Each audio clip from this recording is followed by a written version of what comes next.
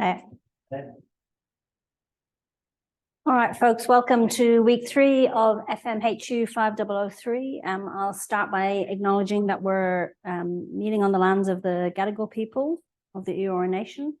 A reminder that this is unceded land. There's lots of great conversations going on about the referendum for the voice. I think it's really important to make sure that we all engage. Whatever way you're going to vote, it's important that you do vote, and if you can.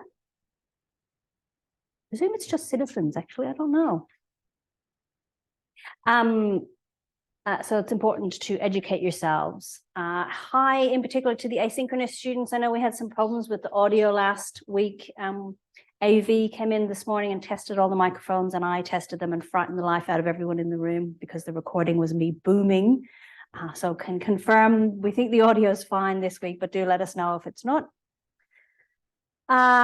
This week is all about interviewing. So we're shifting from kind of the conversation we had about design to thinking about data collection for the next few weeks. And so this week is interviewing. Next week you get a choice, so we'll get to vote at the end of this tutorial about whether we want to do observation or focus groups, and then the following week is about visual methods. Hi. So I think most of you have done the Menti poll, which is mostly people are feeling okay. The person who's a bit confused about some content, hopefully as we go through, there'll be opportunities for you to ask questions and we can resolve that. If it doesn't come up inevitably, do please let me know.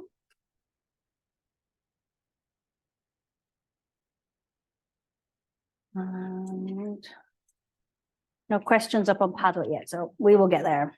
All right.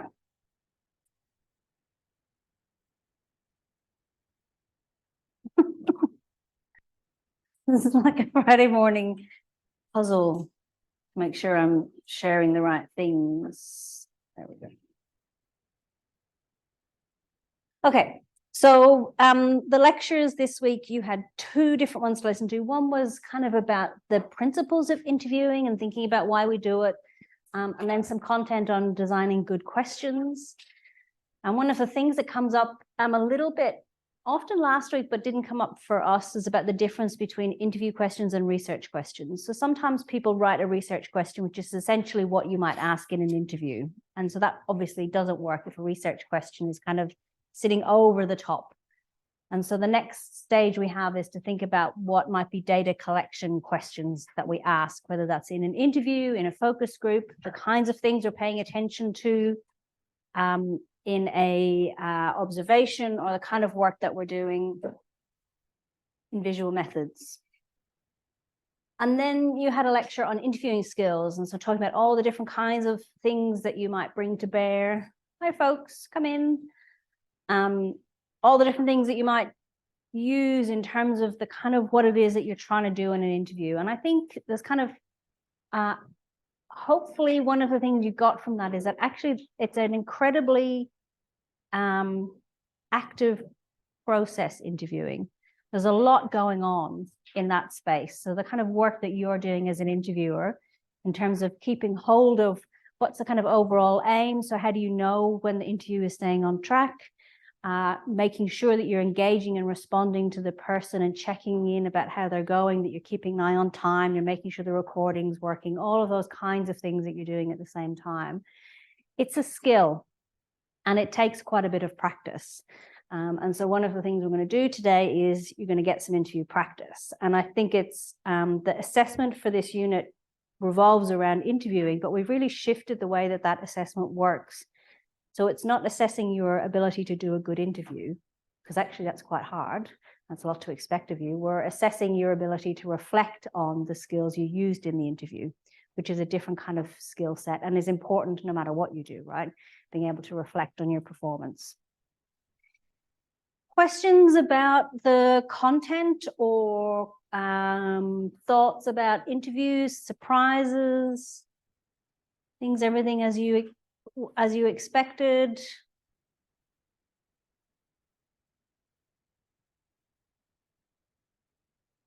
No. Okay.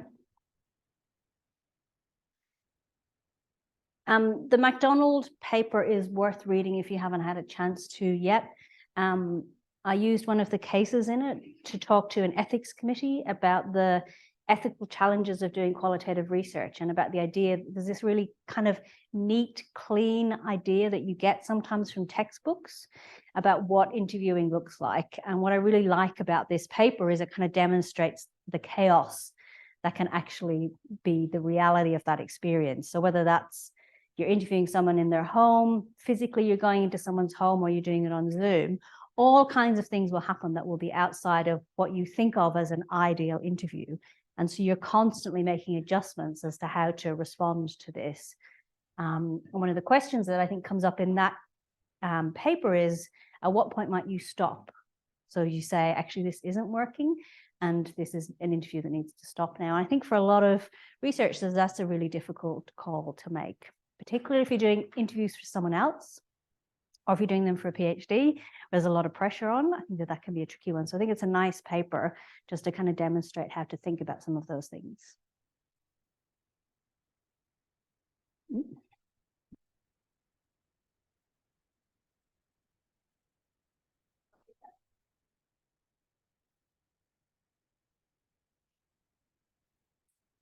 I was curious in terms of looking at data. They reflected a bit on chaos being the context and being put informing what's happening. How does one use that context or that part of their data? And being quite rigid in the data that stuff that you're saying and doing. How do you incorporate? Is that too big a question? How do you incorporate that chaos and this? Yeah, it's a good question, and I think. So for those of you who haven't had a chance to read it, it's a it's about chronic illness, isn't it? That's what the yeah, it is cystic fibrosis. So kids with cystic fibrosis who have been participating in a peer support or kind of a friendship support program. And so the research is about interviewing the kids about their experiences. And then as the researcher goes to the house, and then, but they don't have a kind of a nice, clean office space to do the interview. So it's about what the kind of chaos that happens. So in one, there's an older sibling who has a boyfriend or a girlfriend, and they're making out on the sofa, and there's kind of mom and kids, and the mom comes in and starts folding laundry. And so the kind of idea that you're doing an interview with someone and that you have a private, quiet, calm space, and the kind of mess that's happening. And I think what's really interesting is that actually that mess really informs your understanding and your interpretation of what the young person might be talking about. And so I think there's a couple of things that we often do.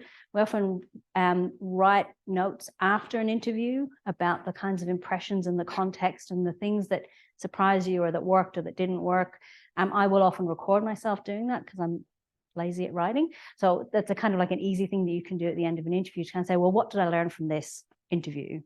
And it might be that actually this kid who's trying to find some space to access support services and the kind of chaos that's happening in the family, they might not talk about that in the interview, but you can see all of those things happening. So I think it's that then informs the analysis when if you're trying to make sense of what someone has said, and you can see some of the other context that comes into play. Sometimes you'll see researchers will write that in at the beginning of analysis where they kind of talk about the context of the lives. So I think it's really important to contextualize qualitative data. So that might be talking about, here is a particular group of people who have these experiences. Sometimes that's geographical or socioeconomic in those kind of broad terms. And sometimes it's much more specific like this. These cases might be to talk about. All right. But our first task is to look at some really bad interview questions. These are fun because they're really outrageous. And yet I feel like I've seen some of them. So this is an example from Brown and Clark have a great textbook called Successful Qualitative Research. Highly recommend, and they have lots of really good resources in there. And so this has come from that. And so what we're going to do is, we're just going to do this as a whole group. So we're going to have a look at the questions and think about what's wrong how might you improve it? So drawing on the principles of that we went through in lecture. All right. So this is a study about partner relationships, interviewing individuals. First question off the bat. If you're not already married, are you planning to get married within the next few years? Is this a winner of a question? No. Would somebody like to tell me why it's not a winner?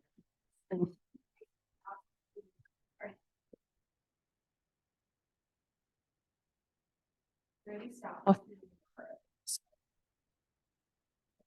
What are your thoughts on that?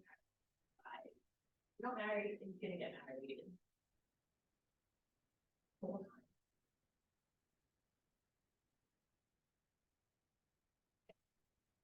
It also suggests that they should be married within the next few years. Yeah. Yeah. So how might that feel as a person who wasn't married in the years? You might immediately be on the Defensive and feel like, oh, you're not. Not just right up into the law. It's like someone who's never going to understand. Yep.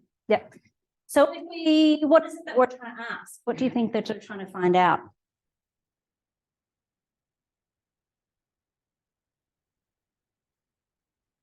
They focus on marriage. Maybe as simple as what? Be a better way of that. Give us the first question.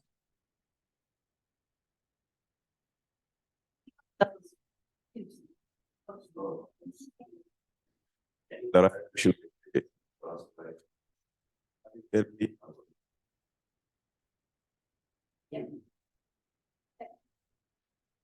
Or tell me about your relationship status. Yeah. So that kind of opening, can you tell me, is a really nice broad, as you said, players. Yeah, and also, so I just you'll go around. So ask questions, other questions first, Yeah. and then just what do you think about marriage? It's likely that we're going to say, like, how did you meet your partner? Yeah. It's very likely that they might be married. Yeah. And that kind of, are you planning to get married, does feel like it's a kind of question about what you think about marriage. Yeah, and also, I mean, I guess about what you think about marriage, and then like, do you have plans to get married? Like, and it's sort of like, it's your partner. It's also able to be answered yes or no. Not really qualitative. Yeah, it's not a very qualitative question. So we might want to ask people particular questions that kind of socio-demographic status questions, but we could do that with a short questionnaire before them, or with a screener before we decide who to interview. So we might already have this information in some way. In some way, that's kind of, you don't want to be, if you're doing a project on relationships, I want to know a little bit about who you're interviewing before they come in. So if this is the first time that you've kind of worked out whether they're in a relationship or married or not, that's potentially true. All right, how many times a week do you sex with your partner? Do you orgasm every time? How are we feeling about this question? So bad. Does anybody want to tell me why this is not a good question? It feels obvious, but Doesn't feel like they've done any of the good. Like that should be way later in the interview. That's particular research related to the research question. But also it suggests that they should be orgasming every time they have sex. Yeah, lots of assumptions in this question. Yeah. It's not a qualitative question.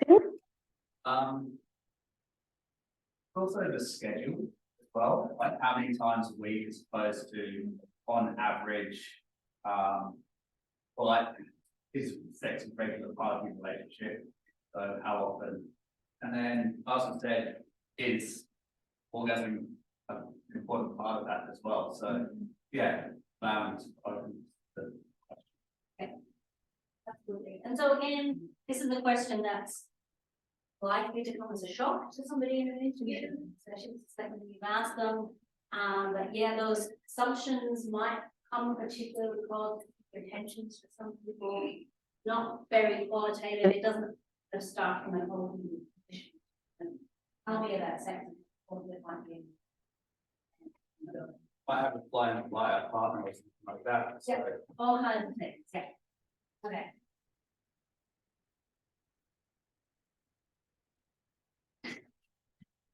Look, I promised I go bad. Anybody here want to tell me why this is not a great question? Again, this is very close. Don't just say. That. One or the like. Yep. So again, it's not giving. It was on. What I committed for them. Yep. Yeah. Interesting also to think about how some of these questions might actually be okay on a survey. I mean, not necessarily written in this particular way, just kind of an expectation.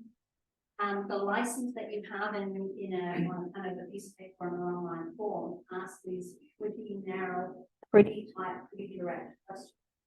How that might be different to how you have a conversation with someone when you're sitting in a room, looking at them face to face, and you're looking at a person and you're saying to them, how do you? That's the kind of way that works. It's really important when you're thinking about how we build questions in a qualitative. It also don't need many space to have a. What's the community question? So again, there's quite a lot of assumptions there.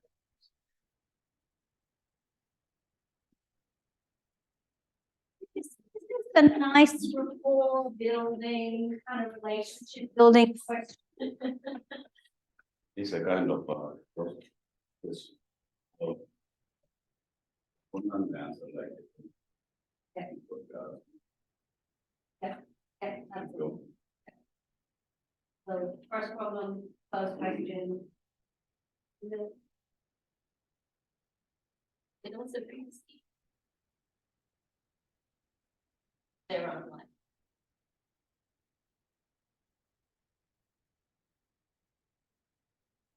Yeah, look up at me.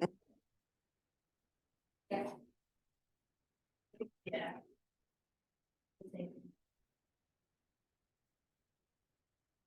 This is what I do with my partner. This is what I think is like a good relationship.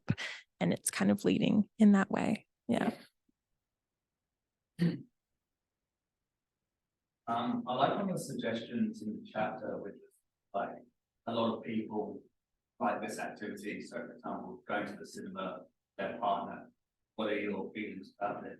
I think that's a better way to frame the problem. Get a personal question. The interviewer saying, I'm not doing this, a lot of people, and then so another way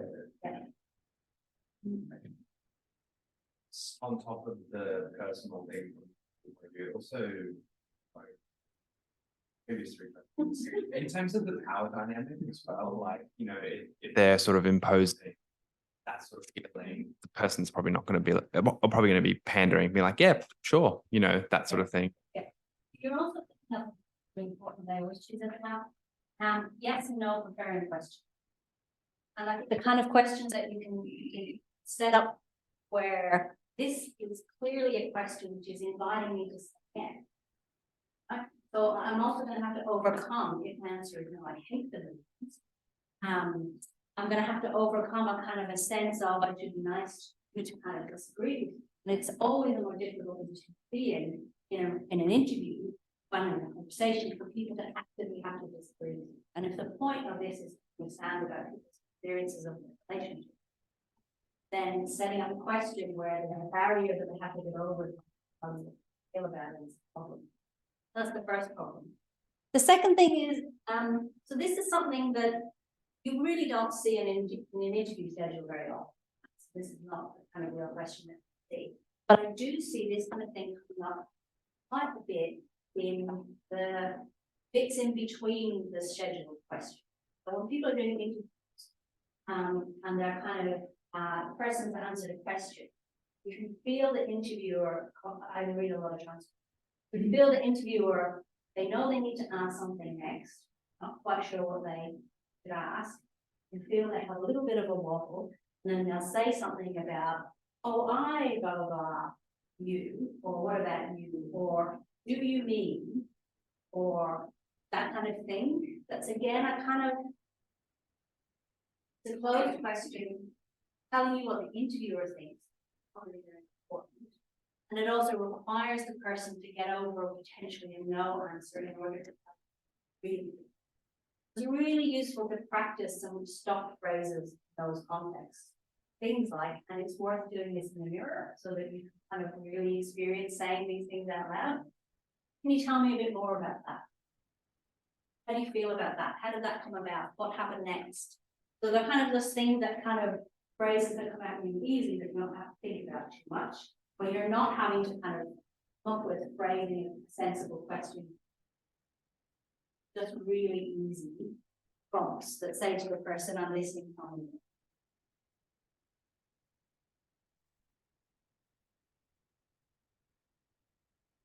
This is kind of more of the same, right? It's a closed question. What does the time mean? Where are we going with this? No.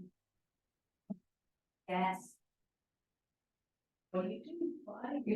Like, where is that going to go? So Relate is a bit like Relationships Australia. So there's an organisation which is about supporting couples who are having difficulties. So would you go to counselling basically if you have problems in your relationship? So what's wrong with this question?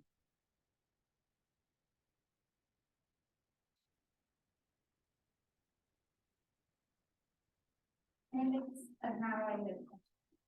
So, has it either he or she needs to, more problem questions to get the answers from the interview.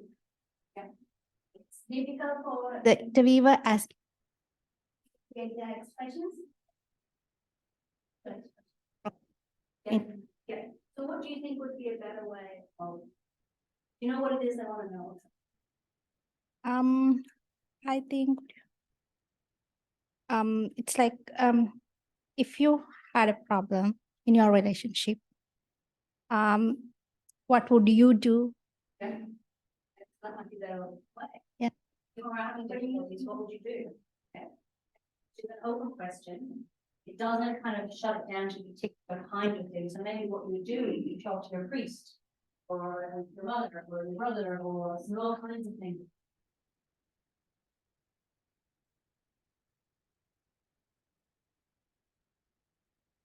I initially thought this was a typo. I didn't know what relate was. So I'm assuming like the person you're interviewing would also not have that knowledge. So if you want to gather, do you know of the service called relate? Similar line of questioning, and would you use the service line? Yeah. I'm involved in a project which is about smoking, vaping, and alcohol use. And one of the partners in the project is Quitline in Victoria. So they really want to know what people. We're not going to ask them, do you use Quitline? Have you used Quitline? Will you use Quitline?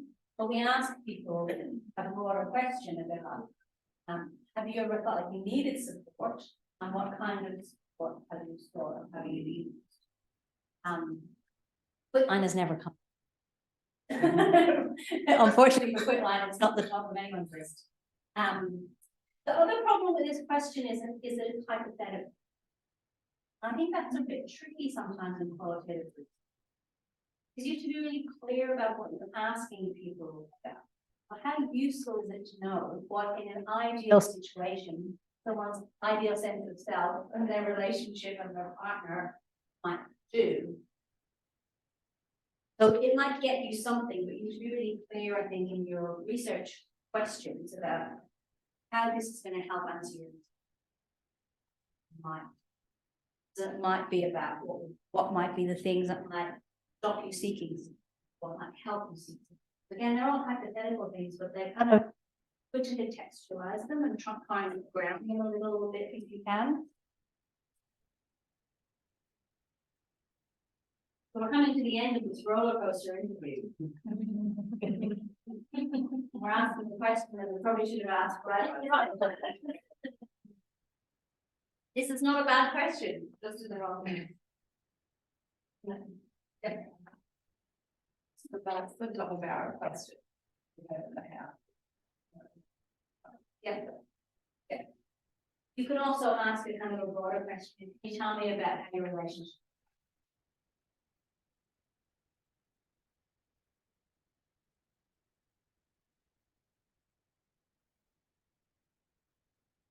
This question isn't necessarily in relation to what just came up, but it's back to 6 and you were talking about the research you're doing at the moment. My name's Will, I haven't been here the first 2 weeks, but I used to do a little bit of qualitative research in my previous career in advertising. And I always felt like the power dynamics was quite interesting. Obviously, coming from a business world, there's the person doing the interview and the interviewee. And the interviewee always felt like they were reading in more through the question, as though they wanted to tell you something that you needed to know or wanted to know.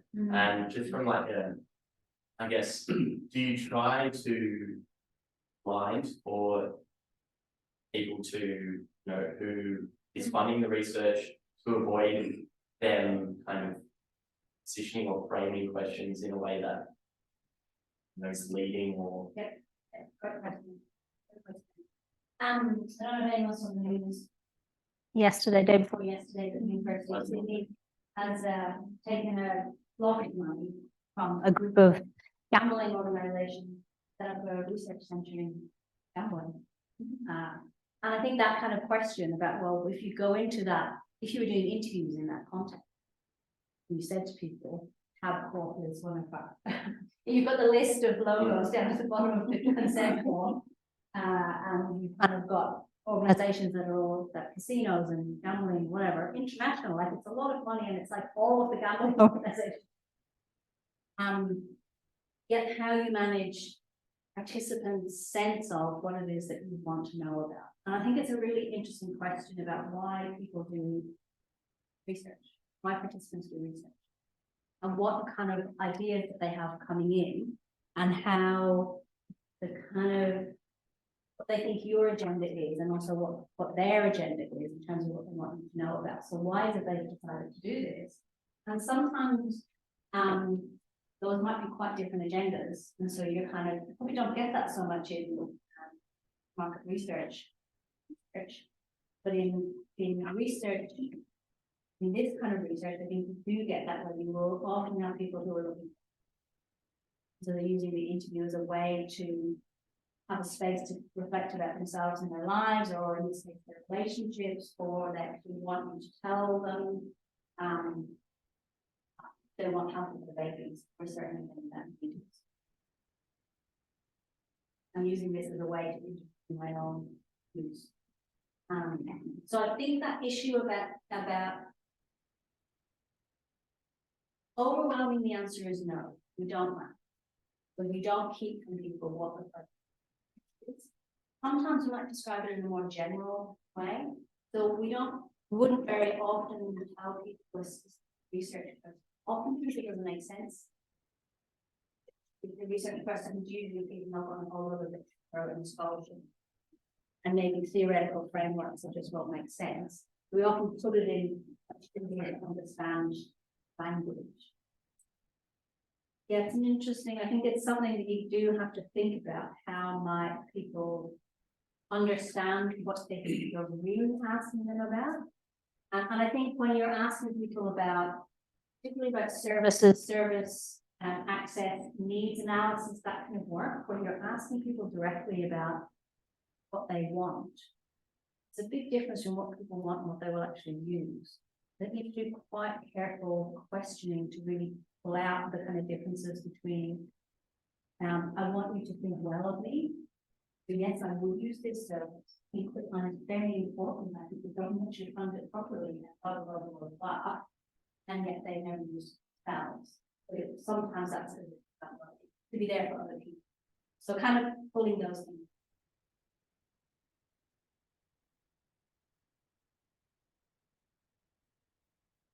Who's doing the cleaning in your house? Look, this might be as controversial as the next question, really. I mean, you know, it's This is major point of tension. And so the reason I'm asking is because in some relationships, this is a major point of tension. But this is the way to get at it. Anyone have any suggestions about how you might? Obviously, on the whole, in the, any relationship. See, any relationships between those. For example, we can say that the question for us, the board, that for whether you go to cinema without have, but before that, all questions asked for your sex. So you can't say that was a relationship. Those questions. Yeah, that's a great observation. I guess if you kind of think about the flow of the interview, and that's both in terms of the relationship building in the interview itself, so the way in which kind of developing a space in which somebody can feel safe and interested, tell you about the things that they think about is really important. This feels more like a Q&A, like a kind of like a question and answer, where there isn't a kind of a natural sense of there's no story to this. I see that as a person who would like to answer this question, if I was interviewed, I have to answer all those questions, I would feel very confused. Because I can't catch what kind of point you want from those kind of interview. Yeah. So I don't know how to answer your question. I will feel hesitate to give you my true opinion. Yeah. Fine. And you'll probably come out feeling very dissatisfied, and you'll tell the people. And that might not be very good for us at all. I think that there's not just the kind of the what happens in the interview, but there's the bit about the what happens next that potentially where it gets out. That's a KLF interview. Or, as you said, it's not very clear.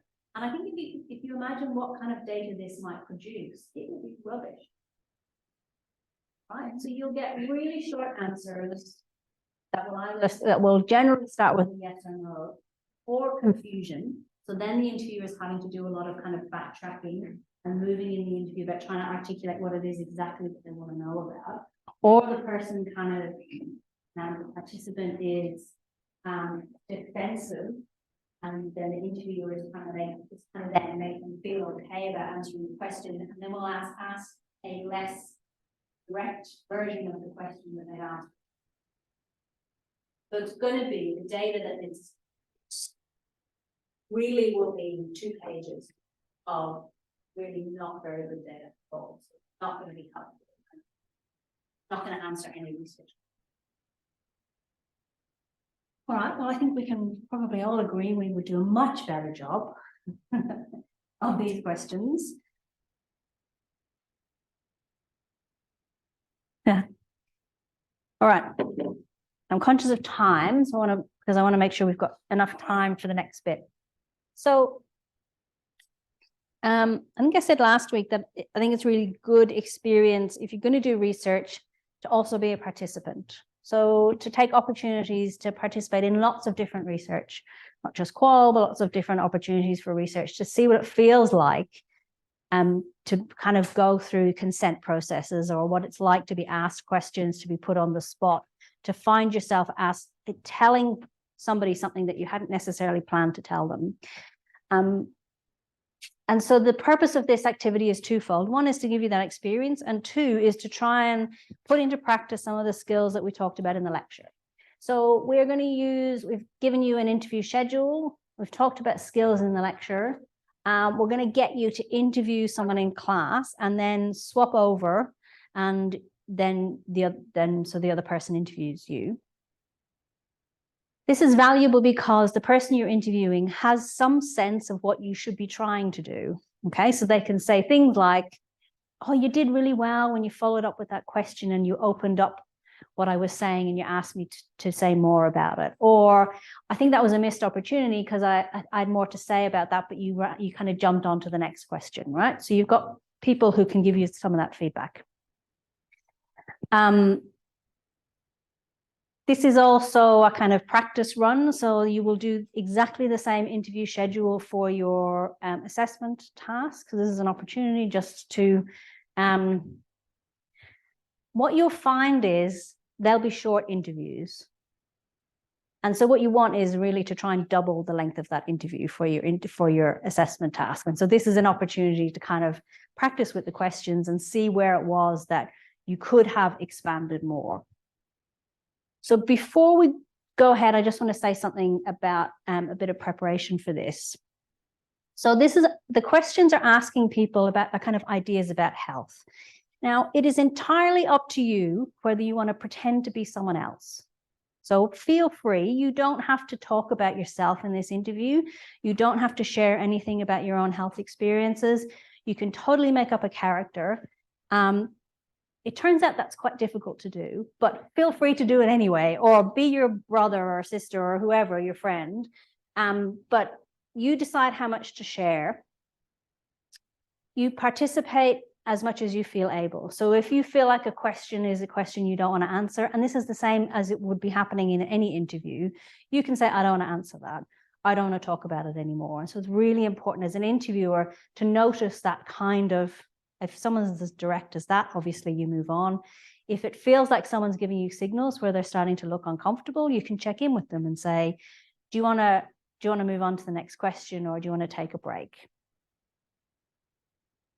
So be respectful and sensitive when your partner is talking about something that might be personally important or upsetting, but also as an interviewer, you can also say, I might move this interview on, because you also aren't obligated to listen to somebody else's experiences of trauma, particularly if it's triggering for your own. So you can suggest a break. So I'm saying all of this partly because sometimes this activity takes people by surprise. And I feel like this has happened a little bit more since COVID. I think everyone's just a little bit more on the surface than they used to be. And so it's kind of important to kind of make sure that people feel like this is not like, no, I can't think of an example. This is not like anything. You're not obligated to share. That's the important thing, okay? And so this isn't feeling like a safe thing to do, or it's not feeling like a good thing to do. You don't have to do it. When you do the assessment, we ask you to do a second interview, so not with the same person, preferably with somebody that you know, but it could be someone in this room if that makes more sense to you. So you're interviewing a friend, a relative, no one you're in a power relationship with, so not someone you supervise or employ. In my experience, don't interview your father-in-law. They're not effusive. They don't have a lot to say. It's going to be hard work. You're not going to enjoy it. Think about who you're interviewing. If you have someone who's the opposite of that, very chatty. Yep. Is it better to, for the purposes of this assessment? Yep. Is it better to fully explore the stuff that comes up, or is it better to each? Okay, so always nice to interview someone that you know is going to chat. I think that's a good place to be. So do you have to get to the end of the questions?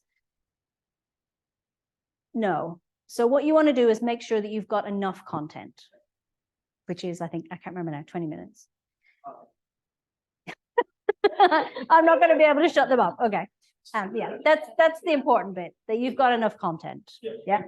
It's more likely you're going to find it going in the other direction, right? It's what we find is that sometimes the transcripts we see are very short.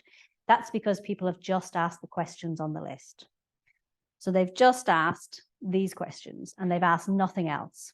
So really, to produce a good interview, you need to do all the in-between stuff, which is to say, oh, can you tell me more about that? Why do you think that happened? What happened next? Can you give me a specific example of that? Can you think of a time when that happened?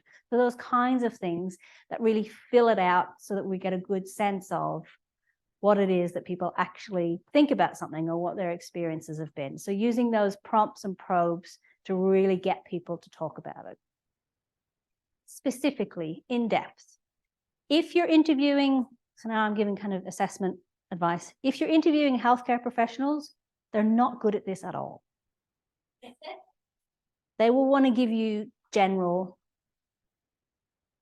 And because they're on their professional topic, they're going to find it difficult to kind of talk about what they in particular think. So just be prepared for doing a bit of extra work in relation to that. All right. Yeah. Look, I feel like I've put you on warning. Yeah. Mentioned something earlier around in terms of getting and not. Is it okay to clarify? Like that, it's like that too. Yep. Too much of it. Yep. Just Yep. not, sometimes when you're clarifying, right, when you say, oh, does that mean Yep. this? And then often people say, no, actually. Yep. This. Yep. But is that too much of? Yeah, good question. Posing? Good question. So the question is, in some ways, active listening is the bane of qualitative interviews, right? So that particular process, which is that kind of really reflexive, what you're telling me is, where what you're trying to do is pin someone down on their meaning. Which again, sometimes I think people who have particular kinds of training, they use it that kind of is part of the training, which makes total sense. Qualitative interviewing is about opening doors, not closing doors, right? So you want to be encouraging people to tell you, to explore.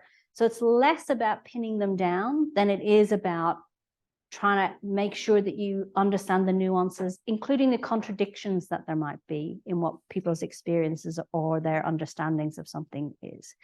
So I'm not saying that you won't ever say, so what I think you're saying is, but I would do it in that kind of a way, which is not a kind of, so what you mean is blah. Again, having read a lot of these transcripts from the assessments, there's something that I see, which I have often described as like chasing someone down the road, which is like you kind of, in the interview, you can see an interviewer is really trying to pin someone down on something really precisely. And sometimes it's something really random, like how many times a week they exercise. And it's like, well, it probably doesn't matter. In this scheme of things, I'm not sure that's qualitatively relevant. But so kind of just noticing about the using, I think of it more as a kind of opportunity for a bit of co-analysis. So to say, oh, that's really interesting. What I'm hearing you talking about is, and then it's not, do you mean that? It's more as a way of then that's something for them to bounce off. So it's much more gentle, I think, than the kind of active listening approach. Does that make sense? Yes. And I think that's a real, kind of the contrast to a kind of diagnostic interview or a kind of a case-taking interview, which I do think that it's actually quite difficult to kind of step outside that particular way of engaging to generate information. So if you remember, the point here is really to get an understanding of somebody else's perspective, to see the world from their perspective. That's what we're after. We're not trying to find out what the truth is, okay? We're not trying to pin them down to precise kinds of things. We're trying to understand how they make sense of the world. And that means that we kind of have to be imagining ourselves trying to get inside their experience. So the questions and the probing that we're doing is around that. So these are the questions. I would suggest you take a few minutes.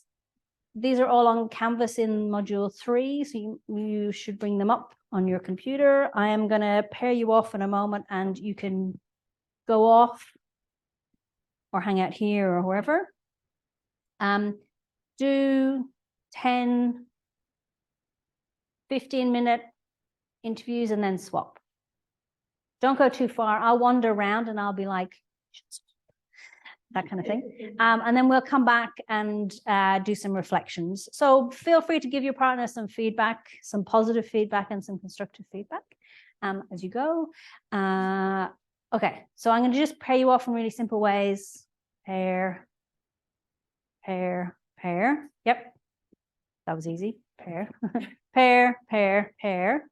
Yep. Okay. If Dan comes back, then you've got a pair, and if not, we can do a 3. Yes. Yep. So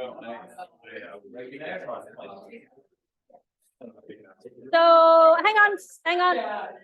Find somewhere quiet to sit. I would strongly recommend that at 10 o'clock, you're kind of thinking about doing a swap over.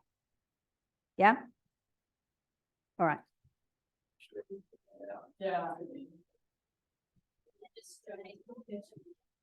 Yeah. Yeah. Yeah. Yeah. Yeah.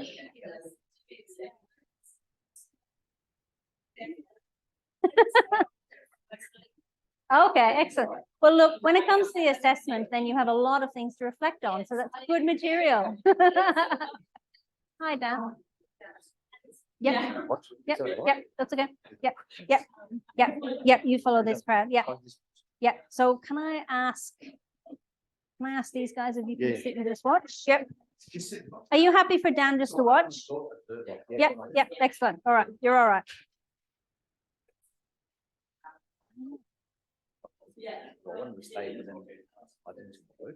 Oh, okay. Oh, okay. Yeah. That's all right. We'll catch up after, yeah?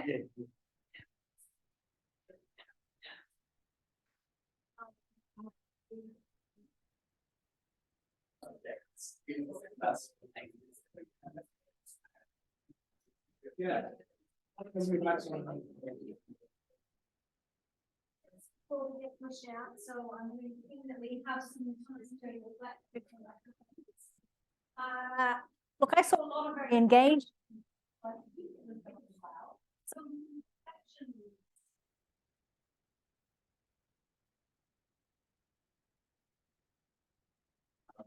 We wrote quite an interesting exercise, particularly being the interviewer, because you realize like as the person's talking, you start to feel like something's being uncovered, but you don't necessarily know what, and then it's like, what do you ask then, and how do you keep the flow going to it, avoid this same train of thought, asking a closed question or something that reveals something about you as a researcher, because it's kind of, it can seem like it's tied into your own subjectivity in a way as a researcher, but then you're also trying to be non-judgmental. Yeah.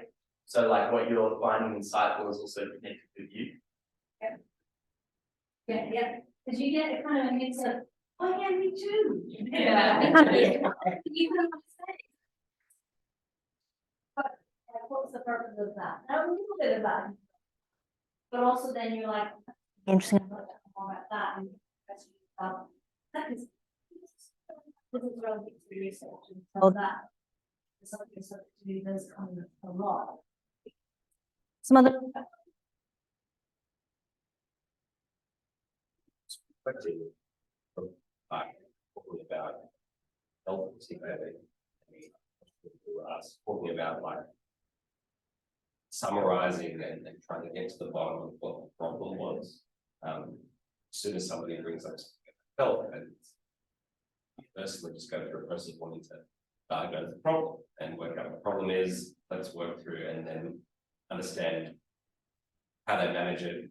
Then how can I assist in the improvement of the management of this illness? You know, that's just an automatic process kind of to look into. Yeah. And try to like pull yourself out of that process. Be inquisitive about it without being specific. I don't know. Yeah. It's being inquisitive without being. It's a kind of an open Yeah. curiosity. Yeah. Kind of a non-directed curiosity or a non-problem solving, which I think is quite.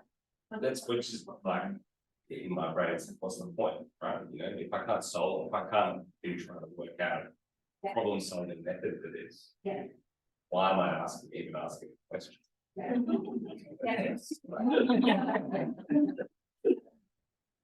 These two things will clash. Yeah. When you interview your sibling, your partner, your friend, and they start talking about how they try to really hard to do exercise regularly, it's quite hard, and you're like, I was telling you the way to do this. And it's really difficult Stop in that moment to use the space. to say, kind of try and coach them, help them see the truth, the error of their ways. So again, the kind of subjectivity. When it comes in. I had I feel like I started off well and was curious, and then I kind of fumbled, realized I really wish I'd perhaps had actually sat down and written my own research for me. I felt a bit, and so I fell into that trap of the inexperienced interviewer where I just suddenly relied on questions, where the first couple I felt really comfortable probing. And then as I was progressing, I thought, oh, hang on, where am I going? What is my, and not wanting to sort of close in, it was almost too open that I hadn't figured myself good questions. So, I'm hoping if we are doing our own project questions, that was yeah, that was an interesting experience. And yeah, our observer noticed my fumble and kind of my wobble and thought, I thought it was my coffee burn. It was really, you know, I think you want the essence and you have to carry this really abstract idea with you while you're exploring. Yeah. There's some great reflections, and I think the kind of getting to know the question well beforehand and really thinking about what's this question asking about, what might the person talk about, what might be the kinds of likely pros and cons that I can come up with. Helps a little bit with that, I think, so that you kind of doesn't feel like you're quite so endomorphical. You're not quite so at sea with them, where you're kind of like just kind of being wrong about what the person says. I think it is important to have a sense of what had I thought I would ask next. And then to be thinking about, well, how far am I having to stray from that? So if the research question is how do they people understand the concept of health? Yeah, we interestingly both naming, which was interesting because we really were the interview on these questions. I think like, who is the healthiest person? Who is the least healthy person? Okay, some because similar, we also both have quite holistic concepts of health. So I know people who are very healthy in some cases, really and having that people who have like so it's that. Would you like could you reframe the question more, because if the research question doesn't care about who's the most healthy person, It doesn't matter. what kind of qualities describe that could be a bundle of people. Yeah. So that question is about trying to ground others. So I always think of the questions in qualitative research. Interview questions, they're catalysts. The questions don't really, like, they help to etch out some ground. And they help to start something, but it might end up somewhere else. And so the answer to the which particular person's the help is really doesn't matter. Doesn't matter at all, but it's actually quite difficult to ask people to engage with a kind of quite genuine or high level concept of what are the qualities of health. If you ask them to think about a healthy person, then they talk about what are the things that come to mind and how do they, and then they might start arguing with themselves. Oh, actually, they're not that good. Oh, why? And it's really interesting what comes up is for some people, it's really about physical. For some people, it's incredibly much about control, but the extent or actively work to control their health. And for some people, it's much more holistic. Or the example now of someone who's experienced all of ill health, but has come to a place of wellness, and people kind of relate to that. So there's really different kinds of stuff comes up. Yeah. Just as a personal note, I found when I was being interviewed, when I was talking about what health means, I was like, oh yeah, I think about it. All that sort of stuff. But then when I was describing people who were talking about exercise and eating and all this sort of stuff, and then sort of as an interviewee, I was like, oh, I've kind of gone on this journey, and now it's a great job being like, oh yeah, that's interesting. Now that's differing from what you said originally. So I think that journey is sort of part of the process. Absolutely. And so kind of what you're doing is that you're helping people think beyond yourself. And so what those early answers that people might come up with that are kind of like the instant answers, but actually when you push people a bit more gently, and they might come up. And I like the idea of that, of reflecting back. It's different to say the gentle kind of way, not in a challenging, you're confident, but in a kind of, oh, it's interesting how earlier we talked about it in this way, and now we're talking about it in this way. Those kinds of ways, it inviting people to a kind of. Sometimes it depends on you. Some people respond really well to that, but I'm like, "It's interesting." Any reflections from the experience of being interviewed? Should people talk about surprising things, find themselves? Funny spaces?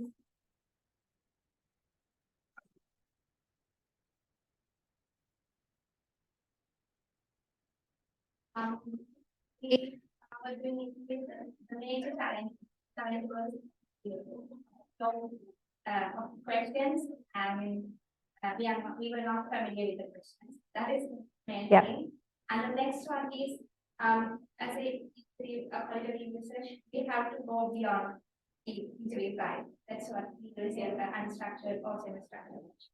So the next challenge was okay, how we can go in depth. Yeah, what type of things we have to explore more. Yeah, so that was another challenge. Yeah. Also the next one is we have to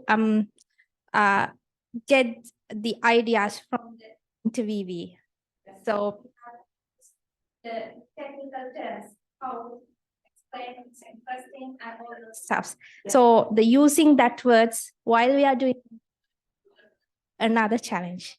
Yes. Yeah, absolutely. So following their lead, following the language that they use, following the examples they give, those are really important ways you can build and explore. And so in that particular context, why that?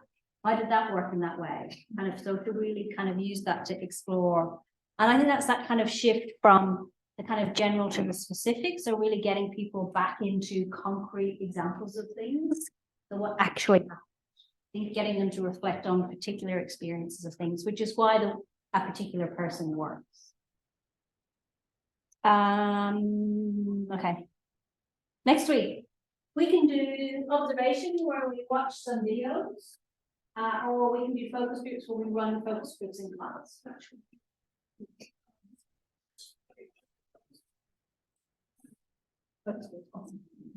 You can do observation in privacy of your own home, and all the recordings are online. Go.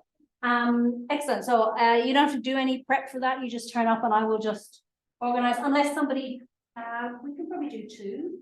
Are there people who would really like to get some experience facilitating or supporting someone else to facilitate? Yeah. I can do that. Okay, excellent. All right. Can you email me? Let's remind me, and I will send you some things to just prep about. Okay. Julie.Mooney-Summers. I'm on Canvas if you can't find me. Participation activity code and